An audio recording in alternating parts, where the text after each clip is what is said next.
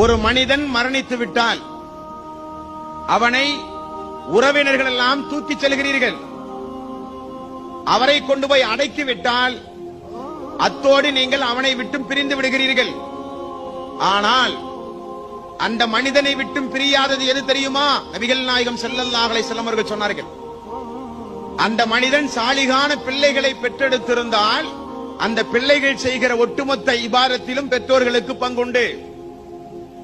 அந்த மனிதன் உயிரோடு வாழ்ந்திருக்கிற காலத்தில் கிணறு வெட்டுதல், பள்ளிவாசல் கட்டுதல் போன்ற நிரந்தரமான நன்மைக்குரிய காரியத்தை செய்திருந்தால் உலகத்திலே வாழுகிற மக்கள் அதில் பயன்பெறும் காலமெல்லாம் அதிலும் உங்களுக்கு பங்குண்டு.